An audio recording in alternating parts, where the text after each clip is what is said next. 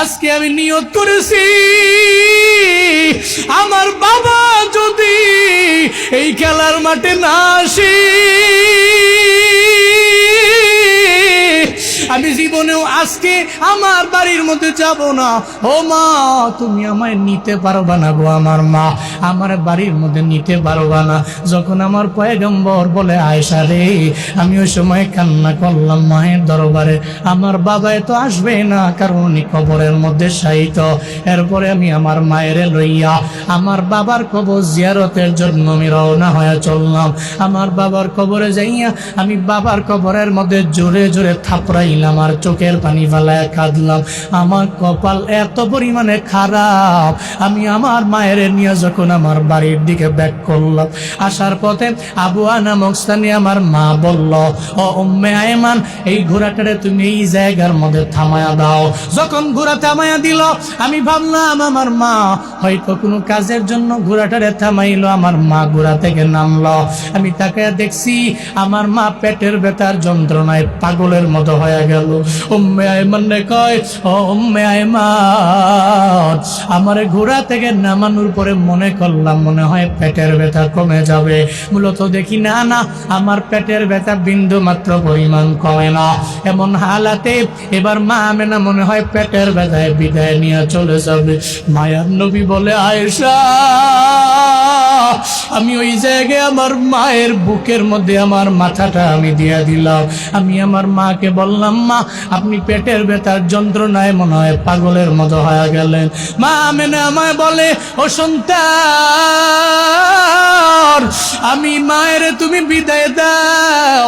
জীবনে কোনোদিন আমি মায়ের মনে হয় আর মা বলে ডাকতে পারবা না, আমারে আর পাবা না, আমি মায়ের আর চেহারা তুমি দেখতে পারবা না।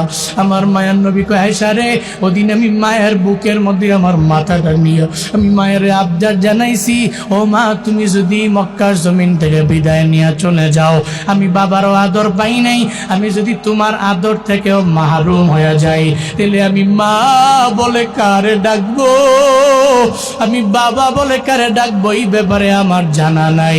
ও মা তুমি আমারে বিদায় দিও না। কিন্তু আয়েশা রে, আমার মা ও আমারে বিদায় দিয়ে ওই জায়গায় চলে গেল। আমার চাচা আবু তালেব আর দাদার কাছে আমি বড় হয়ে গেলাম। ও আয়েশা, এমন এক এতিমকে তোমার দরবারে নিয়ে আইছি যে এতিমের মাও নাই বাবাও নাই, ওরে সুন্দর করে তুমি গোসল করায়া দাও। গোসল করায়া দিয়া এরপরে সুন্দর করে ওরে কাপড় চোপড় পরায়া দাও। আম্মা জান আয়েশা এতিমটারে সুন্দর করে গোসল করাইলেন, এরপরে কাপড় চোপড় পরায়া দিলেন। জান্নাতের মধ্যে আল্লাহ পাক রব্বুল আলামিন সালাম দেওয়ার পরে জবাব দিয়ে দিবে, আল্লাহ প্রশ্ন করবে, যা নিয়ামত দিলাম সব একে একে বুঝা পাইলা কিনা? একদল বলবে পাইলাম, আরেক দল বলবে না মালিক পাই নাই। হাই তোমরা কারা যারা বললা জান্নাতে আসার পরে আমি নবে সব নিয়ামত পাও নাই? কয় আমরা দুনিয়ার একদল ওলামা। কোন ওলামা? যে ওলামার আলেম হওয়ার পরে আমরা নামাজে গেলাম, রোজা রাখলাম, আমল করলাম, এতিম মিসকিনদের খাওয়াইলাম, আখিরাতকে সত্য মনে করে গুনাহ করি নাই যারা। ও আল্লাহ, আমরা জানি জান্নাতের মধ্যে পাবো আপনার মোলাকাত। আপনার মোলাকাত পাওয়ার জন্য দুনিয়ার মধ্যে আমরা নেক আমল করলাম, আপনার মোলাকাত পাওয়ার জন্য শিরকের গুনাহের ধারে কাছে আমরা যাই নাই। ও আল্লাহ, আপনার মোলাকাত আমাদের বড় দরকার। আল্লাহ গো, নবীজি জানাইয়া দিয়েছেন, হাদিস পড়লাম আমরা নিজেরাই। নবীজি বলছে রাতের বেলা, এই সাহাবায়ে কেরামেরা, চন্দ্র তোমরা কি স্পষ্ট দেখতে পাও? কয় হা। ওই হাসরের ময়দানে যখন জান্নাতের মালিক তোমরা হয়ে যাবা, আমার আল্লাহকে এই চন্দ্রের চাইতেও স্পষ্ট তোমরা সামনে দেখতে পাবা। উলামায়ে কেরাম বলবে, নিয়ামত যা দিয়েছ সব নিয়ামত পেলাম, আল্লাহ তোমারে পাইলাম না। এটা বলার পরে আল্লাহ বলবে, তাহলে দাঁড়াও তোমাদের জন্য একটা মাহফিলের ব্যবস্থা করি। এই আজকে যে মাহফিল শোনার জন্য আইলেন, জান্নাতের মধ্যে আল্লাহ আমারে আপনারে আপনাদের সবাইরে মাহফিল শোনাবে। আল্লাহ এই মাহফিলের মধ্যে আমাদের প্রত্যেককে আপনি শ্রোতা বানায়া দিয়েন, পড়েন আমিন। আল্লাহ বলবে তোমাদের মাজিদ নামক মাঠে দাওয়াত মাহফিল দিব আমি আল্লাহ। আল্লাহ পাক রব্বুল আলামিন দাওয়াত দিয়ে দিবে, দাওয়াত দিয়া মাজিদ নামক জায়গার মধ্যে এবার আল্লাহ পাক রব্বুল আলামিন ফেরেশতাদেরকে বলবে আমার বান্দাদের জন্য এই জান্নাতের মাজিদ নামক জায়গাটা তোমরা রেডি করে নাও, সুন্দর করে প্রস্তুত করে নাও আমার বান্দাদের জন্য। এরা মাহফিল শুনতে আসবে, এদের জন্য স্টেজ বানাও, প্যান্ডেল বানাও। মাজিদ নামক জায়গার মধ্যে স্টেজ প্যান্ডেল বানাবে রহমতের ফেরেশতারা, হোর গেলমানরা, এরা সব জান্নাত জন্য সুন্দর করে মাহফিলের ব্যবস্থা করবে। এমন এক মাজিদ নামক জায়গা জান্নাতের মধ্যে, এমন একটা মাঠ। এই মাঠ কত পরিমাণে বড় এটা বোঝানোর জন্য নবীর একটা হাদিস আছে। নবীজি মসজিদে নববীতে বসা, একদিন জিবরাইল আমার মায়ার নবীর সামনে চলে আসলেন, হাতের মধ্যে একটা মানচিত্র। আমার নবী বললেন ও জিবরাইল তুমি আমায় বলো না মা হাযা ইয়াদি, মা হাযা ফি ইয়াদি, তোমার হাতে এটা কি? ও জিবরাইল তুমি কি নিয়ে আইলা? জিবরাইল জানায় দেয় পয়গম্বর একটা মানচিত্র নিয়ে আইলাম। কিসের মানচিত্র? ওই জান্নাতের মাজিদ নামক মাঠের মানচিত্র আমি আপনার সামনে হাজির করে দিলাম। কেন আনলা? কি কারণে, কি বলার জন্য আইলা? জিবরাইল কয় পয়গম্বর এমন এক মানচিত্র আমি আপনার সামনে আনলাম যেটা জান্নাতের মাজিদ নামক মাঠের মানচিত্র। ওই মাঠটা কত বড় আপনার জানা নাই। ওই মাঠ এত বড়, হাসরের ময়দানে জান্নাতি যেই বান্দারা এদেরকে মাজিদ নামক জায়গার মধ্যে আল্লাহ পাক রব্বুল আলামিন মাহফিলের ব্যবস্থা করবে। এটা কত বড় জানেননি? আল্লাহ পাক আমারে ডানা দিয়েছেন 600 ডানা। জোরে বলেন কয় শত? জিবরাইল বলেন আমার ডানা 600। আমার একটা ডানার এত পরিমাণে পাওয়ার, পুরো পৃথিবীটারে আমি একটা ডানার মধ্যে লইয়া আসমান থেকে জুড়ে ফিমকি মারতে পারবো। আমার একটা ডানার এত পরিমাণে পাওয়ার, সব ডানাগুলো আমি জীবনেও কোনোদিন ব্যবহার করতে পারি নাই গো পয়গম্বর। কিন্তু আল্লাহরে আমি একদিন যা বললাম আল্লাহ গো 600 ডানা তুমি আমারে দিয়ে দিলা, এই 600 ডানা ব্যবহার করার কোনো একটা পদ্ধতি তুমি অবলম্বন করতে দিলা না, কোনো একটা মাধ্যম দিলা না। এই 600 ডানা আমি পৃথিবীর কোথাও যাইয়া ব্যবহার করতে পারলাম না। আল্লাহ পাক বলল জিবরাইল এই 600 ডানা তুমি লইয়া জান্নাত ঘুরো। পড়েন আল্লাহু আকবার। জান্নাতের 8টা দরওয়াজা, জান্নাতের 8টা দরওয়াজার মধ্যে যাবে। আর জান্নাত জিবরাইল কয় নবী আমি ঘুরলাম, এরপরে 7 জাহান্নামের মধ্যে গেলাম। আমার 7 জাহান্নামের মধ্যে যাইয়া আমি 7টা জাহান্নামও আমি ঘুরে ফেললাম। শুধু তাই না গো নবী, এরপরে আমার একটা ডানাও বিন্দু মাত্র পরিমাণ আমার খরচ হয় নাই, দুর্বল হয়ে পড়ে নাই। এরপরে আমি চলে গেলাম আমার আল্লাহর দরবারে। আল্লাহকে যাই আমি বললাম হে মালিক, তোমার যেই 600 ডানা তুমি আমায় দিলা, আমি জান্নাতের 8টা জান্নাতের মধ্যে আমি গেলাম, এরপরে জাহান্নামের 7টা জাহান্নামের মধ্যে আমি গেলাম। আমি যাওয়ার পরে এরপরে আমার একটা ডানাও আমার খরচ হয় নাই গো আমার আল্লাহ। কোন জায়গায় গেলে আমার এই ডানাগুলোরে পরীক্ষা করতে পারবো আমায় বলো না। আল্লাহ তখন বলছে ও জিবরাইল চলো না, ও জিবরাইল আমার বান্দার মাজিদ নামক ওই মাঠে দৌড়াও। আমার বান্দার জন্য আমি মায়া করে করে করে করে এমন এক জান্নাত বানাইছি, যেই জান্নাতের মাজিদ নামক মাঠ আমি বানাইছি আমার বান্দাদের জন্য। এই বান্দারা ওই মাহফিলের মধ্যে মাজিদ নামক মাঠের মধ্যে যাবে। ওই মাজিদ নামক মাঠে তুমি যাও, ওখানে গেলে তোমার 600 ডানা খরচ হয়ে যাবে। জিবরাইল গেল, এবার মাজিদ নামক জায়গার মধ্যে যায় উঠতে লাগলো। যখন একটা ডানা ছাড়লো, একটা ডানাও দুর্বল হয়ে গেল। এরপরে ছাড়লো 2টা ডানা, 2টা ডানাই দুর্বল হয়ে পড়লো। এরপরে ছাড়লো 3 নাম্বার ডানা, 3টা ডানায় দুর্বল হয়ে পড়ল। জিবরাইল কয় নবী আমার, আমি আমার 100 ডানা ছাড়ছি, আমার 100 ডানা দুর্বল হয়ে গেছে। আমি 200 ডানা ছাড়লাম, আমার 200 ডানাও দুর্বল হয়ে গেল। আমি ডানা ছাড়তে ছাড়তে আমার 500 ডানাও আমি ছেড়ে ফেললাম, 500 ডানাও দুর্বল হয়ে গেল। আমি আমার 600 ডানা ওই জায়গার মধ্যে ছেড়ে ফেললাম, আমার 600 ডানা পর্যন্ত দুর্বল হয়ে পড়ল। আমি আল্লাহর কাছে গিয়া বললাম, হে মালিক, ওই জান্নাতের মাজিদ নামক জায়গার মধ্যে আমি আমার 600 ডানা দিয়ে আমি ঘুরলাম। আল্লাহ গো, আমি কি মাজিদ নামক জায়গার মাঠটা কতটুকু আমি ঘুরতে পারলাম, আমায় বলেন না। আল্লাহ বলে, ও জিবরাইল, তোমার ধারণা নাই, আমার বান্দাদের জন্য এই মাজিদ নামক মাঠটা আমি আল্লাহ পাক রব্বুল আলামিন এত বড় বানাইছি, এত বড় বানাইছি। তোমার 600 ডানা দিয়া তুমি ঘুরলা, মাজিদ নামক মাঠের একটা কোনা এখনো তুমি ঘুরতে পারো নাই। চিল্লা পড়া যাবে কি মারহাবা? একটা কোনাও তুমি ঘুরতে পারো, একটা কোনাও তুমি ঘুরতে পারো নাই। জিবরাইল কয় 600 ডানা আমার ঘুরা শেষ, সব দুর্বল হয়ে গেছে। ওই মাজিদ নামক মাঠে বৈশা বয়ান শোনার, কেরাত শোনার, গজল শোনার তৌফিক আল্লাহ আমাদের সবাইকে দান করেন। আরো জোরে পড়েন আমিন। মাজিদ নামক মাঠ, জিবরাইল বুঝাইলেন, নবী আপনার উম্মতের জন্য এই জান্নাতের মাজিদ মাঠটা এত বড়। মাজিদ নামক মাঠটা বড়, ওই জায়গায় আল্লাহ পাক রব্বুল আলামিন বান্দাদের জন্য স্টেজ বানাবে। প্যান্ডেল যখন বানানো শেষ হয়ে গেল, সব জান্নাতীরা দাওয়াত দিছে আমার আল্লাহ। কি দিছে?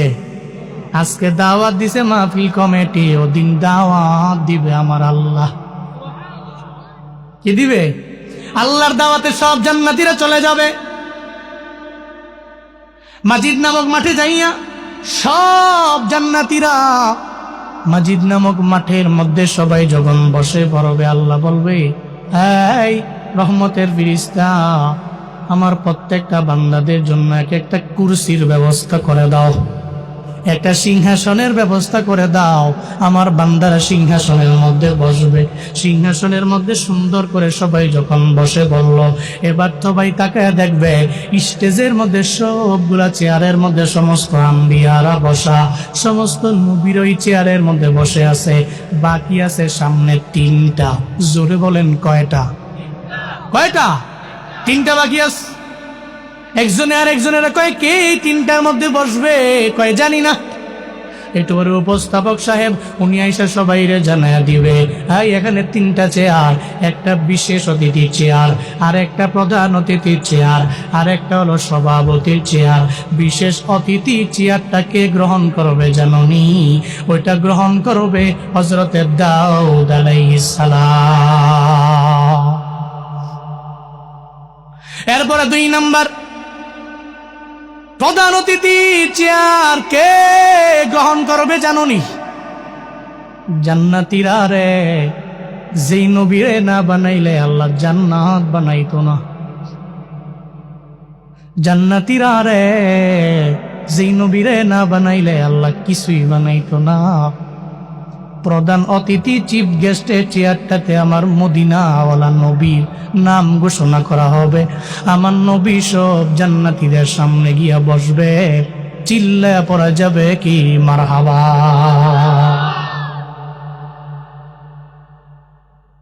এরপরে বাকি আছে সভাপতির চেয়ার।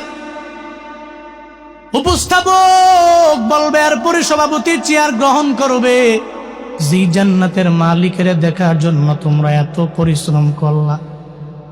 আল্লাহরে যদি দেখতে না পাও, জান্নাতে গিয়াও তো কোনো লাভ নাই। আজকে সভাপতির চেয়ারে গ্রহণ করবে আমার মালিক, জান্নাতের মালিক। পড়েন আল্লাহু আকবার।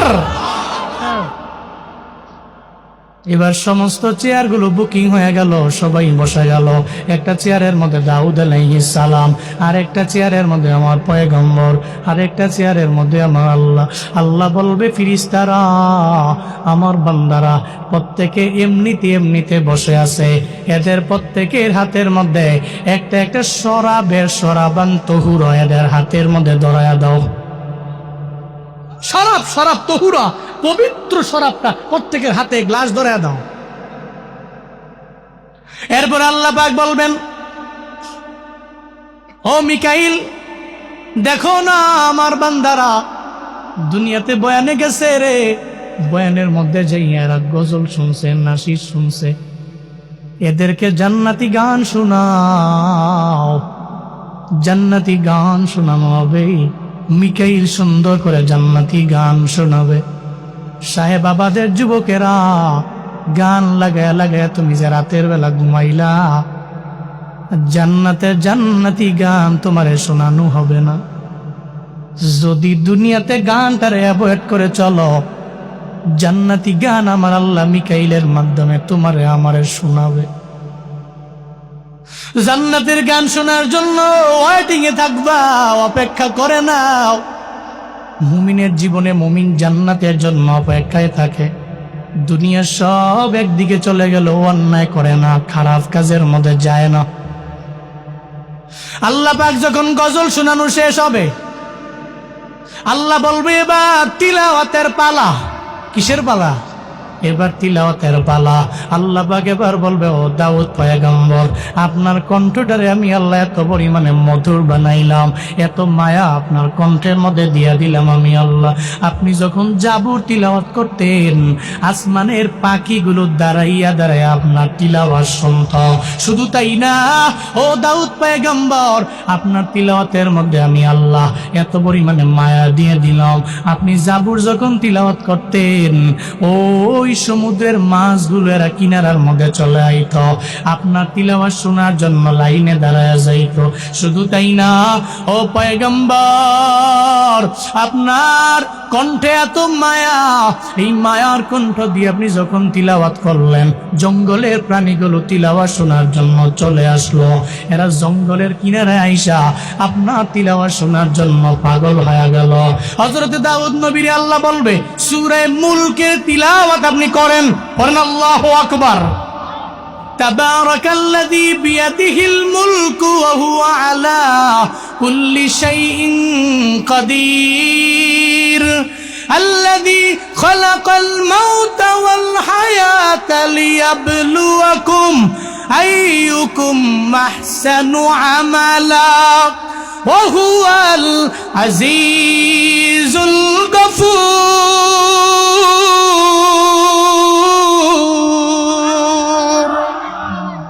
হযরত দাউদ নবীর কণ্ঠ দিয়ে উনি তিলাওয়াত করতে দেরি হয়ে যাবে। সব জান্নাতীরা হযরত দাউদ নবীর তিলাওয়াত শুইনা টানা এরা 40 বছর পর্যন্ত উপভোগ করতে থাকবে। এরপরে দাউদ নবী শেষ, সবারই যখন জ্ঞান ফিরে আইল, আল্লাহ পাক বলবে, এবার আমার নবীর পালা। সুবহানাল্লাহ, জোরে বলেন না। এখন আমার নবীর পালা। যেই নবীর তিলাওয়াত এত সুন্দর, দিনের বেলা আবু জাহালে আমার নবীরে যত গালি দেয়, রাতের বেলা নবীর তিলাওয়াত না শুইনা ঘুমায় না। রাতের বেলা লাইনে দাঁড়ায়া যায়, আবু জাহাল দাঁড়ানো, উতবা দাঁড়ানো, সাহেবা দাঁড়ানো, ওয়ালিদ ইবনে মুগিরা লাইনে গিয়া দাঁড়ায়া গেল আমার নবীর তিলাওয়াত শোনার জন্য। আবু জাহাল কয়, উতবা তুই কেন আইলা? উতবা কয়, আপনি কেন আইলেন? কয়, কেন আইছি জানোস না? নবীর তিলাওয়াতের মধ্যে এত পরিমাণে মায়া, দিনের বেলা যতই বিরোধিতা করি রে, রাতের বেলা ওনার তিলাওয়াত না শুনলে ঘুমের মতো ঘুম হয় না। চিল্লা পড়া যাবে কি মারহাবা। এজন্যই তো ব্রাহ্মণপাড়া সাহেবাবাদের মধ্যে কত মানুষ আছে যারা রাতের বেলা দেখবেন চোখের পানি ফালায়া ফালায়া কান্দে। রাতের বেলা কান্দে, নবীর কাহিনী শুই না, সাহাবায়ে কেরামের জীবনী শুই না, এরা চোখের পানি ফালায়া ফালায়া কান্দে। আল্লাহকে আবদার জানায়, আল্লাহ গো, আমি বড় গরিব, আমার টাকা নাই, আমার একটু মদিনায় নেওয়া যায় না। আবু জাহাল নবীর দুশ্মন হইয়া আমার নবীর ডানে বামে কত নবীরে দেখলো, আমি তো নবীরে পাই নাই, আমি সাহাবায়ে কেরামের জিন্দেগি পাই নাই, জীবনী পাই নাই। এদের জীবনী শুই না রাতের বেলা দেখবেন আশিকে রাসূলটা চোখের পানি ফালায় ফালায় রাতের বেলা কান্না করে আল্লাহর কাছে কয়, আল্লাহ গো, আমারে কি মদিনায় নেওয়া যায় না, আমারে কি মক্কায় নেওয়া যায় না? মনে রাখবারে বাবা, যদি অন্তরের মধ্যে নিয়ত থাকে আর মদিনাওয়ালা নবীর ইশক যদি অন্তরের মধ্যে থাকে রে বাবা, যদি ইশক নিয়ে যদি চলতে পারো, তোমার কিছু লাগবে না, টাকা লাগবে না, বাড়ি লাগবে না। আল্লাহ দেখবা কোনো একটা সময় তোমার দোয়াটারে কবুল কইরা আল্লাহ হঠাৎ করে একদিন হয়তো মদিনার মধ্যে নিয়ে যাবে, আর না হয় আমার মদিনাওয়ালা নবীরে তোমার স্বপ্ন যুগে আইনা দিবে। জোরে কোন মারহাবা। হয়তো আল্লাহ মদিনায় নিবে, মদিনাওয়ালা নবী তোমার স্বপ্ন যুগে আইনা দিবে। আর তোমার ভিতর ইশক আছে তো, প্রেম আছে তো, তুমি তো এমনি লাফাও না, প্রেম নিয়ে লাফাও।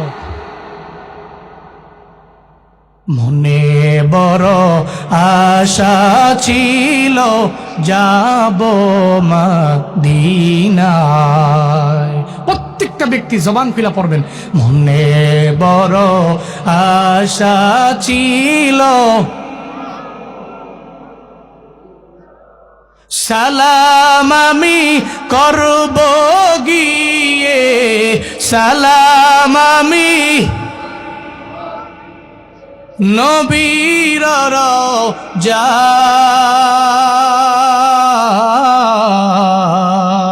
রওজায়।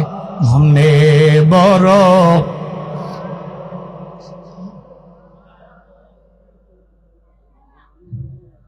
কন্যা, মনে বড় আশা ছিল আরব সাগর পাড়ি দিব, নাই কয় আমার তোরি পাখি নাই তো উড়ে যাব ডানাতে ভর করি। আমার আশায় আছে সম্বল নাই, আশায় আছে সম্বল নাই, করি কিও পাই।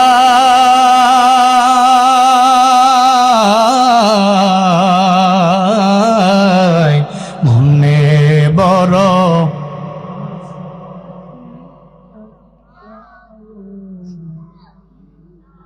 মনে বড় আশা ছিল কৌশল কইরা লইয়া যাইও, কৌশল কইরা লইয়া যাইও সোনার মদিনা।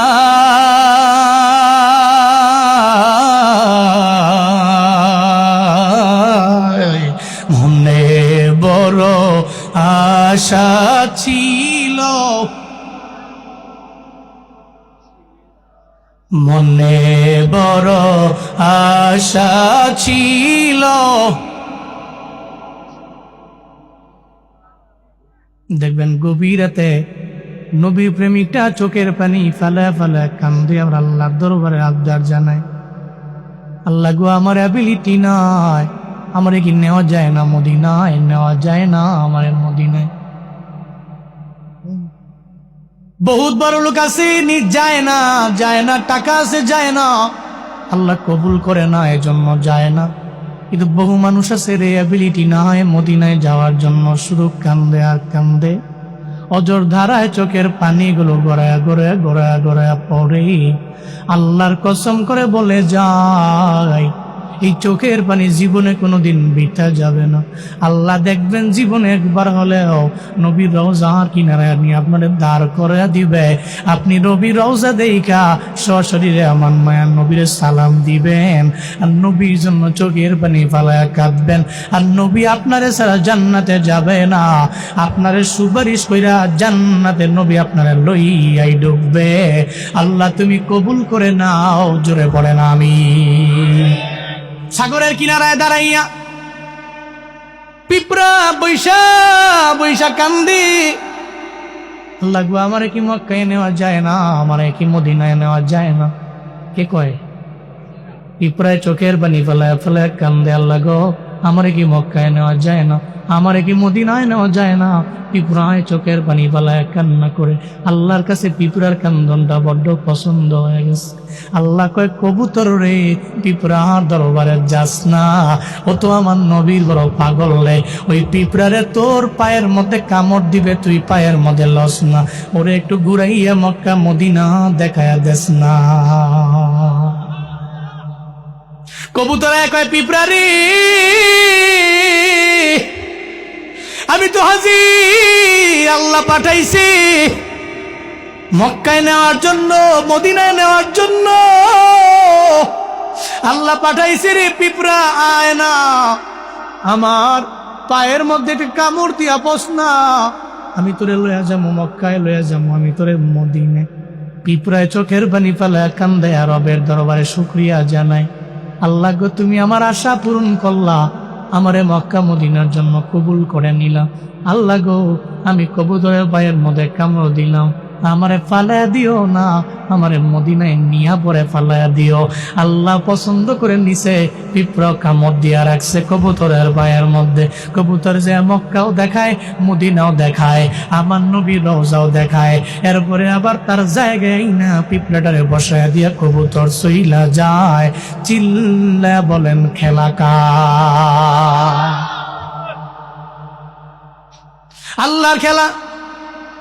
ইশক যদি অন্তরের মধ্যে থাকে আল্লাহ নিবে। আল্লাহ জীবনেও কোনো দিন মদিনা না দেখায় আপনারা মরণ দিবে না রে। সাহেব বাবাদের, এই বাবারা, আমার আম্মা যারা যারা শুনতেছে, আপনার অন্তরের মধ্যেও যদি ইশক থাকে আল্লাহ আপনারেও মদিনায় নিয়ে যাবে। ও বাবা বলতেছিলাম, আমার মায়া নবীর আল্লাহ পাক এবার বলবে, ও পয়গম্বর আপনার কণ্ঠের মধ্যে আমি আল্লাহ এত মায়া দিয়া দিলাম, এত মধুরতা দিয়া দিলাম, এখন আপনি কেন শোনাবেন না? আমার সব বান্দারা আপনার জন্য ওয়েটিং এ আছে, অপেক্ষার মধ্যে আছে। ও পয়গম্বর আমার সমস্ত বান্দাদের আপনি সূরা ইয়াসিন পড়ে শোনান। কোন সূরা? সূরা ইয়াসিন নবী পড়ে শোনাবেন। আমার মায়ার নবী সূরা ইয়াসিন পড়া যখন জান্নাতি বান্দাগুলোরে শোনাবে, সমস্ত জান্নাতীরা এই সূরা ইয়াসিন শোনার পরে এরা 500 বছর পর্যন্ত উপভোগ করতে থাকবে। এরপরে আল্লাহ পাক রব্বুল আলামিন যখন এরা হুঁশ ফিরে যাবে, এবার আল্লাহ বলবে, এবার কারবালা। এবার আল্লাহ গো, যে কালাম শুনলাম এই কালাম তো আপনার কালাম, এখন আপনারই পালা, এখন আপনার কণ্ঠ দিয়ে আমরা তিলাওয়াত শুনবার চাই। আল্লাহ পাক বলবে, আনার রহমান, আল্লাহু আকবার। আল্লামাল কুরআন, খালাকাল ইনসান, আল্লামাহুল বায়ান। আল্লাহ নিজে সূরা রহমানের তিলাওয়াত প্রত্যেকটা জান্নাতি বান্দাদের আল্লাহ শোনাবে। সব জান্নাতীরা আমার আল্লাহর কণ্ঠ, কুদরতি কণ্ঠের তিলাওয়াত শুনা এরা টানা 1000 বছর পর্যন্ত বেহুশের মতো হয়ে থাকবে, খালি উপভোগ করতে থাকবে। এই যারা জান্নাতীর সব এই নিয়ামতগুলো পাবে, আল্লাহ কয় যারা আবরার এরাই তো এই জান্নাতের নিয়ামত পাবে।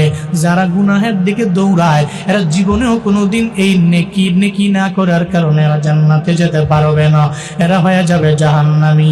এবার বলি রে বাবা, এবার এবার জান্নাতে আর জাহান্নামে যাওয়ার জন্য তো কিছু গুণ লাগবে।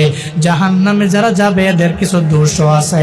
আল্লাহ পাক রব্বুল আলামিন ওদিন জান্নাতীদের জবান খুলে দিবে, জান্নাতীরা তোমরা এত নিয়ামত পাইলা, জাহান্নামীরা কেন নিয়ামত পাইল না?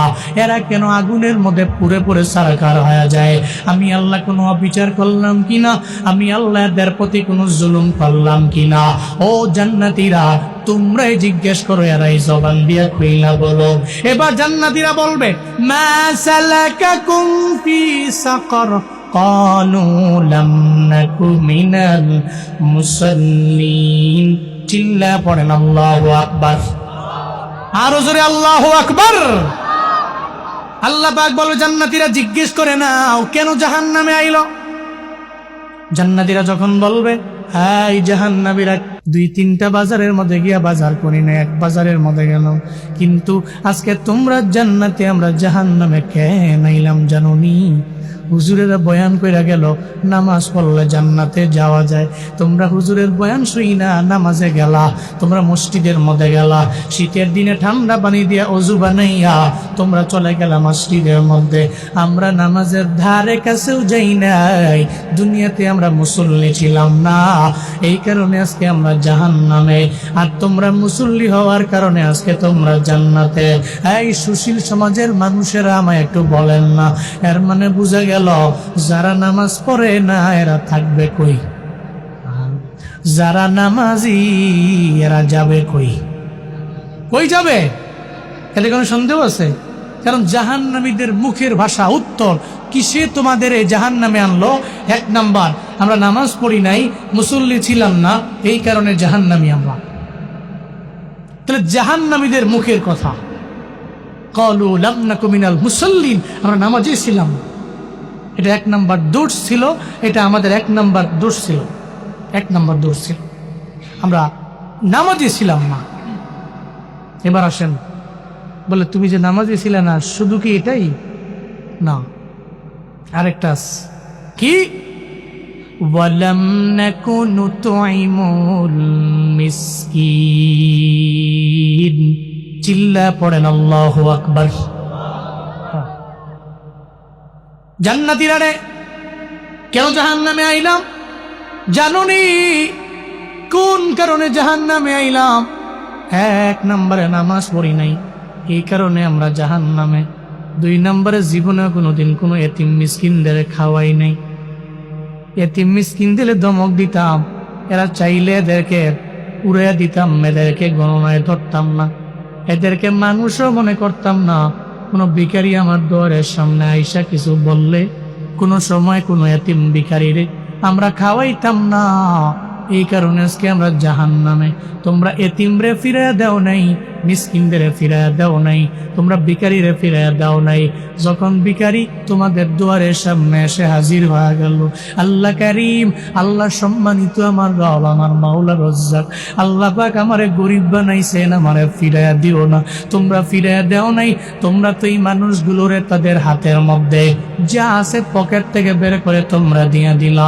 একটা এতিমের পাশে দাঁড়াইলা, একটা মিসকিনের পাশে গিয়া তোমরা দাঁড়ায়া গেলা। আজকে এই কারণে এই যে এতিমদের মিসকিনদের পাশে তোমরা দাঁড়াইলা, এই কারণে তোমরা জান্নাতের মধ্যে চলে আইলা। কেন জানোনি?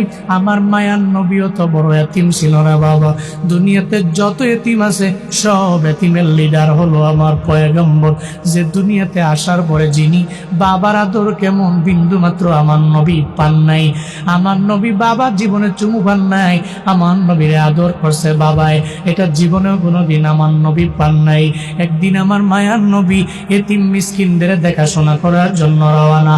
একটা খেলার মাঠে যখন যায়, দেখে খেলার মাঠের মধ্যে সবাই খেলাধুলা করে, একটা ছোট্ট বাচ্চা ও খেলাধুলা করে না, মাঠের কিনারায় বৈশা বৈশা চোখের পানি ফালায়া ফালায়া ফালায়া ফালায়া কান্না করে। আমার মায়ার নবী বলে, ছেলেরে কেন তুমি কান্না করো, কেন তুমি খেলো না? নবী গো, আমি কে খেলবো কিভাবে? খেলতে গেলে আমার জনম দুঃখিনী মায়ের কথা মনে পড়ে। পড়ে যায়, আমার বাবার কথা মনে পড়ে যায়। এই ময়দানে যেই মানুষগুলো আছে রে, এরা যারা মা হারাইলো, বাবা হারাইলো, এরা জানে মা হারানোর কি পরিমাণে বেদনা। দেখবেন ঈদের দিনে ঠিক মতো এরা সেমাইও পর্যন্ত খায় না, একটা দামি পাঞ্জাবিও পরতে চায় না, একটা দামি শাড়িও আমার আম্মায় পরতে চায় না, বোনেরা পরতে চায় না। কেন পরতে চায় না? পোলায় কয়, বাবা আপনার জন্য দামি একটা পাঞ্জাবি আমি বুড়িচক ব্রাহ্মণপাড়া বাজার থেকে কিনে আনলাম, আপনি কেন এই পাঞ্জাবি পরেন না? ওই ছেলে আমার, আমি কেমনে পরবো, আমায় বল। আমি আমার বাবার দিকে দেখছি, আমার বাবায় কোনদিন একটা নতুন পাঞ্জাবি পইরা ঈদের ময়দানে যায় নাই, যাইতেও পারে নাই। আমার বাবা বড় দুর্বল ছিল, গরিব ছিল, অন্যের বাড়িতে কাজকর্ম করে করে খাইতো, মাটি কাইটা আমার বাবায় চলতো। আমি দেখছি আমার বাবায় পাঞ্জাবিটা সুন্দর করে পইরা ঈদের ময়দানেও যায় নাই। আজকে তুই আমারে যতই দামি একটা পাঞ্জাবি আমার গায়ের মধ্যে দাও, আমার বাবার কথা মনে পড়ে যায়, আমি চাইলে এই পাঞ্জাবিটা আমি পরতে পারি না রে সন্তান।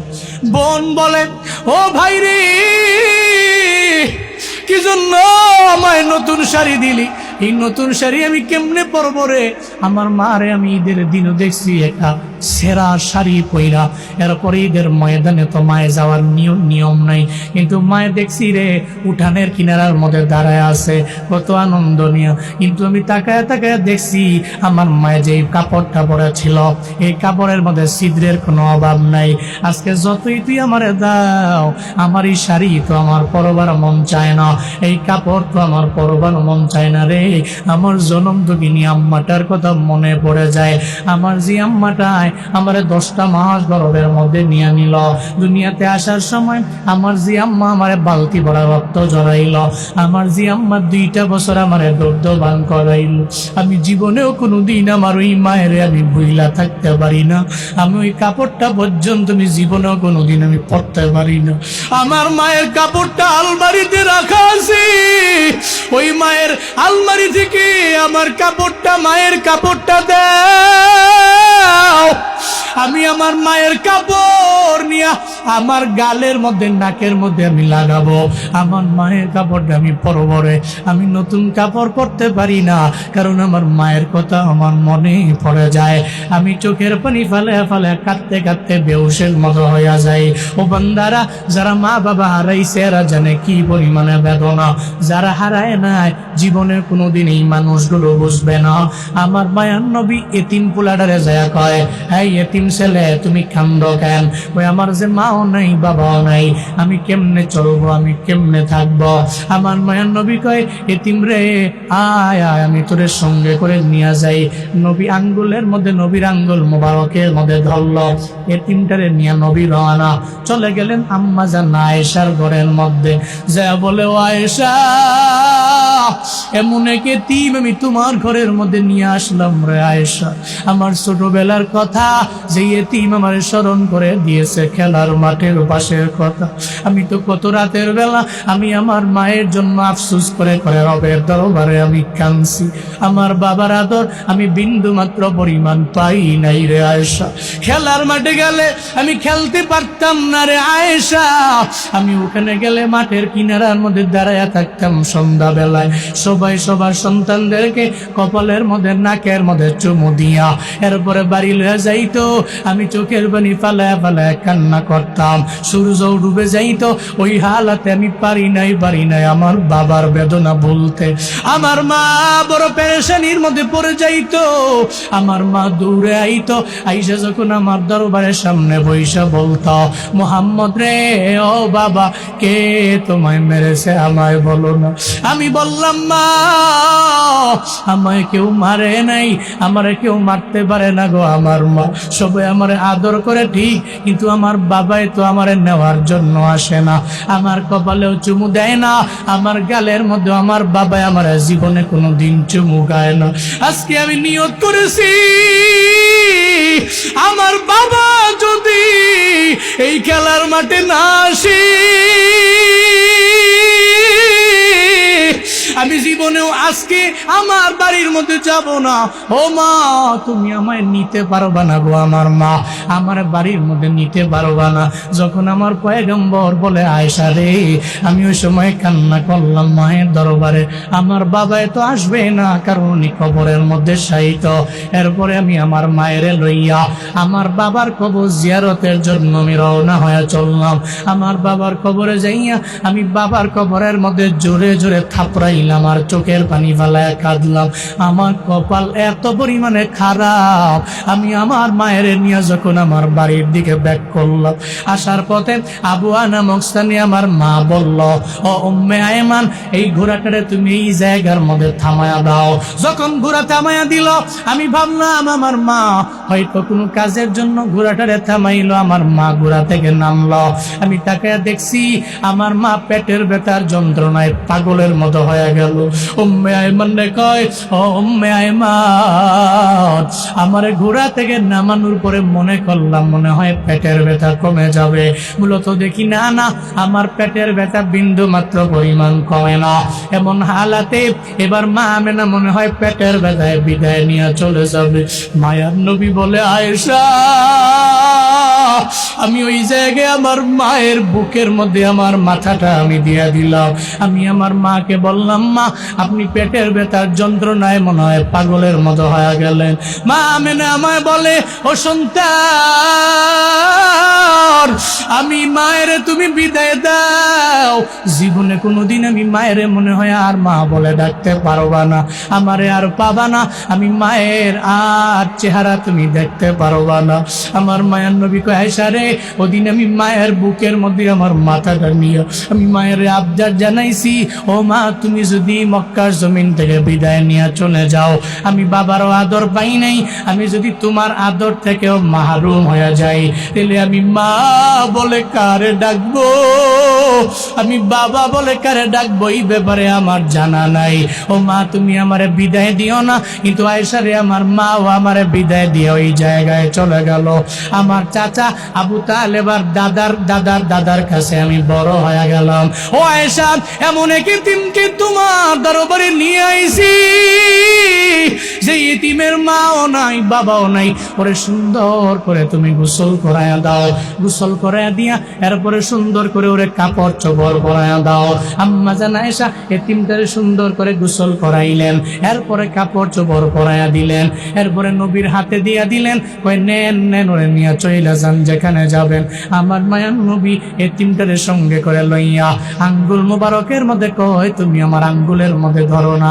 তারে নিয়া আমার মায়ার নবী যায়, আর তারে যাইতে যাইতে আমার মায়ার নবীর শিশু নবীর জীবন কাহিনী শোনায়, আর তারে জানায় দেয়, ও এতিম, তোমার চিন্তার দরকার নাই। তুমি কেন, এই পৃথিবীর কোনো এতিম যদি আমার সামনে দেয়া যায়, আমি তার দায়িত্ব ভার নেই, আমি তার মাথায় হাত বুলাই। এমনকি আমার উম্মতের দরবারে আমি ওসিয়ত করে গেলাম, আমার কোন উম্মতেরা যদি একটা এতিমের পাশে গিয়া যদি দাঁড়ায় যাইতে পারে, একটা মিসকিনের পাশে গিয়া যদি দাঁড়াইতে পারে, একটা অসহায়ের পাশে গিয়া যদি দাঁড়ায় যাইতে পারে, স্বয়ং আমার আল্লাহ ওই বান্দার পাশে আইসা দাঁড়ায় যাবে। শুধু তাই না, আমার উম্মতেরা কোন এক এতিমের মাথায় যদি হাত বুলাও, ওই এতিমের মাথার চুল বরাবর সওয়াব আল্লাহ পাক তোমাদের আমলনামায় দিয়ে দিবে। এবার নবী এতিমটাকে নিয়ে হাঁটতে লাগলেন, আর এতিমরে বললেন, এতিমরে, তুমি মনে কইরো না তোমার যে বাবা নাই মা নাই, মনে কইরো না, চিন্তাও তুমি কইরো না, আমি নবীরে দেখছো নি, আজকে দেখে মনে করবা আমি নবী তোমার বাবা। সুবহানাল্লাহ পড়ে না? আজকে দেখে মনে করবা আমি নবী তোমার বাবা। ঘরের মধ্যে তোমার আম্মা আয়েশা আছে, চিন্তা করবা না যে তোমার মা বাবা নাই। অটোমেটিক চোখের পানি বন্ধ হয়ে যায়, খেলার মাঠে গিয়ে আবার খেলা আরম্ভ করে দেয়। অন্যান্য পোলাপান্ডা কয়, কিরে তুই তো গতকালকেও আমাদের সাথে খেললি না, এর আগেও কোনোদিন আমি দেখি নাই খেলার মাঠে আইতে, এখন তুই কেন খেলার মাঠের মধ্যে তুই আইলা? এটা বিন্দু মাত্র পরিমাণ আমাদের মাথায় ধরে না। কয়, জানোস নি আমার যে মা নাই, আমার যে বাবা নাই, এটা তো আমি ভুইলা গেছি রে। আজকে থেকে আমার বাবা হলো নবীজি, আর নবীজির স্ত্রী আম্মাজান আয়েশা হলো আমার মা। চিল্লা পড়া যাবে কি মারহাবা। আজকে থেকে আমার বাবা তো নবীজি, আমার মা আম্মাজান আয়েশা আমার মা নবী কইছে। অন্যান্য পোলাপন্ডা কয় আহা আজকে যদি আমরাও এতিম হইতাম তাহলে নবীরে আমগো বাবা বানাইতাম। নবী কইছে বলার জন্য তোমারে বাবা, নবী বলছে আমারে যে আজকে থেকে আমারে বাবা বলবি, আর ঘরের মধ্যে আম্মাজান আয়েশা আছে মনে করবি তোর আম্মা আয়েশা। এজন্যই তো আমার আর চোখের পানি নাই, সব মুছে গেছে আমার। এটা নবীর আদর্শ ছিল। এতিমদেরকে পথ থেকে ধরে আনতেন, আইনা মাথায় হাত বুলাইতেন। পৃথিবীতে এমন কোন সেকুলার নাই প্রমাণ করতে পারবে নবীর পাশ দিয়ে এতিম যাচ্ছে আর এতিমের মাথায় নবী হাত বুলায় নাই। পৃথিবীর কোন সেকুলার প্রমাণ করতে পারবে না, প্রমাণ করতে পারবে না। নবী এতিমদের বড্ড মহব্বত করতেন, ভালোবাসতেন। আলম ইয়াজিদকা ইয়াতীমান ফাআওয়া ওয়া ওয়াজাদাকা দাল্লান ফাহাদা ওয়া ওয়াজাদাকা আইলান ফাআগনা ফাআম্মাল ইয়াতীমা ফালা তাকহার ওয়া আম্মাস সাইলা ফালা তানহার ওয়া আম্মা বিনি'মাতি রাব্বিকা ফাহাদ্দিস। চিল্লায় পড়েন আল্লাহু আকবার। আল্লাহ পাক বলেন আলাম ইয়াজিদকা ইয়াতীম, নবী গো আমি কি আপনার এতিম পাই নাই? এতিম পাইয়া কি ফাওয়া, আমি আল্লাহ কি আপনার আশ্রয় দেই নাই? আমি তো আপনার এতিম অবস্থায় পাইলাম, এরপরে আমি আপনার আশ্রয় দিয়ে দিলাম। আলাম ইয়াজিদকা ইয়াতীমান ফাওয়া ওয়া ওয়াজাদাকা দাল্লান ফাহাদা, আপনি পথহারা ছিলেন, আমি আল্লাহ আপনার পথের দিশারি দেখায়া দিলাম, দিশা দেখায়া দিলাম, পথ আমি আল্লাহ দেখায়া দিলাম। ওয়া ওয়াজাদাকা আইলান ফাগনা, ও পয়গম্বর এমন ধনী আমি আল্লাহ আপনারে বানায়া দিলাম।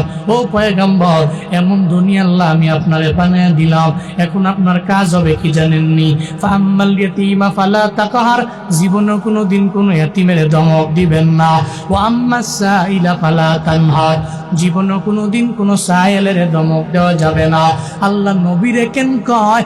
নবীর মাধ্যমে উম্মতের আল্লাহ বলে আই নবীর উম্মতেরা তোমরা জীবনে কোনো দিন কোনো এতিমরে ধমক দিবা না। ও আম্মাস সাইলা ফালা তানহার, কোনো সায়েলরে তোমরা ধমক দিয়া তাড়ায়া দিবা না। তোমরা পাশ কেটে যাবা না। যদি পকেটে নাই তাহলে বলো আমি তোমারে পরে দেখা হইলে কোনো এক সময় দিব, আল্লাহকে ওয়াস্তে মাফ করো। কিন্তু ভিখারিকে দেখলেই ধমক দেওয়া যাবে? যাবে? আপনার কাছে মনে হয় ও বাটপার, তাহলে আপনি ওরে এড়িয়ে চলেন, ওরে বলেন যে আমার পকেটে নাই, তুমি মাফ করো, যাও না, তুমি তোমার মতো চলো। কিন্তু আপনি এর ধমক দেওয়ার অধিকার রাখেন না তো। ও তো সায়েল, ও নিজেকে সায়েল দাবি করে আপনার কাছে চেয়েছে, ওর মনে কি আছে ও জানে আর আল্লাহ জানে, আপনি তো জানেন না। তাহলে আপনি বলে দেন আমার কাছে আছে, ধরো, নাই, আল্লাহকে ওয়াস্তে তুমি মাফ করো ভাই, অন্যদিকে যাও। কিন্তু ধমক দিতে পারবেন না, নিষেধ করেছেন কে? আর জান্নাতীদের গুণ হলো এরা সায়েলকে ধমক দেয় না, এরা মিসকিনদের ধমক দেয় না, এরা নিঃস্ব সহায় ব্যক্তিকে ধমক দেয় না, এদের খাওয়ায় যতটুকু অ্যাবিলিটি আছে। বলতেছিলাম এবার আসি মূল আয়াতের মধ্যে জাহান্নামীরা বলছে আমরা মিসকিনদের খাওয়াই নাই, এই কারণে জাহান্নামে। আর কি কারণে তোমরা জাহান্নামে আইলা বলো না?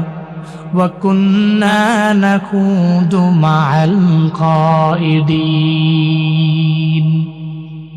আমরা দুনিয়াতে যারা গীবত করত, শাকায়াত করত, মানুষের দুশ্চর্চা করত, এই সমস্ত মানুষগুলোরে আমরা নিজেদের বন্ধু বানায়া চায়ের দোকানে বৈশা আড্ডা দিতাম।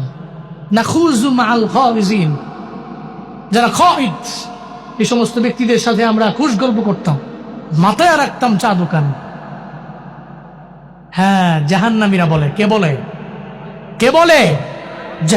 জাহান্নামীরা জাহান্নাম থেকে বলে আমরা দুনিয়াতে খুশ গল্প করতাম এই সমস্ত ব্যক্তিদের সাথে যারা গীবত করে, যারা শেখায়াত করে, এই সমস্ত ব্যক্তিদের সাথে আমরা গীবত করতাম। আপনি যে চা দোকানে বসে ঘন্টার পর ঘন্টা গীবত করলেন, কার করলেন?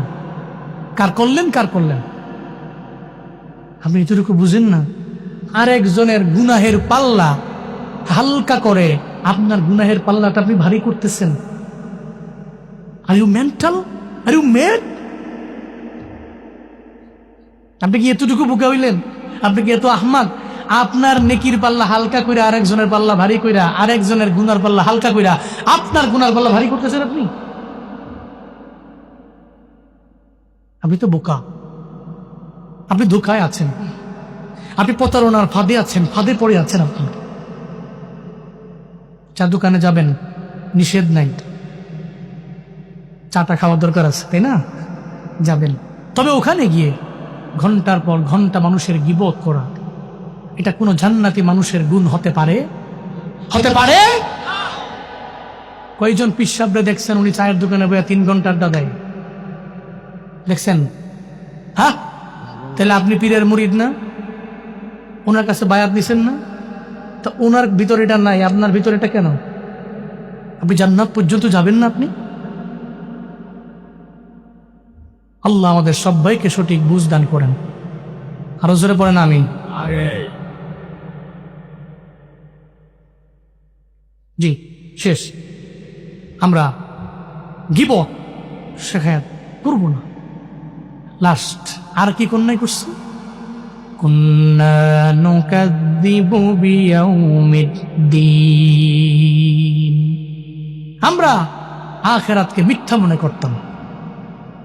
জাহান্নামীরা আখিরাতকে মিথ্যাই মনে করে। কেন মিথ্যা মনে করে? ওরা মনে করে দুনিয়া শেষ হয়ে যাবে, আমি মরে যাব, আমি পচে গলে যাব, আমার হাড্ডিগুলো মাটির সাথে মিশে যাবে, আমি মিশে যাব। এরপরে কি আছে আমাকে দেখবে? কি আছে? কি আছে আমাকে ধরবে? কি আছে আমাকে আগের রূপ দিবে?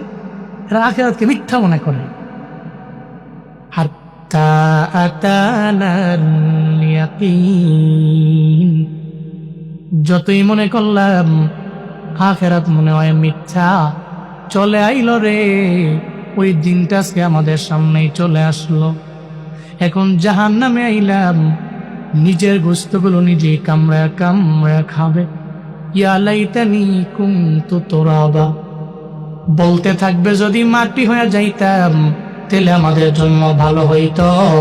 সাহেবাবাদের মুসলমানেরা বলেন না, কেউ যদি একবার বুড়া হয়ে যায় ও কি জীবনেও কাইন্দা জুয়ান হতে পারে?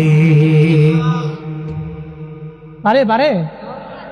মুরব্বীও কাইন্দা জীবনে যেমন জুয়ান হইতে পারে না, ও জাহান্নামে গিয়া তোর হাত কামড়ায়া কামড়ায়া খায়া ও জীবনেও কোনোদিন আর তরফ মাটি হতে পারবে না। ও আগের অবস্থায় জীবনে কোনোদিন ফিরে যেতে পারবে।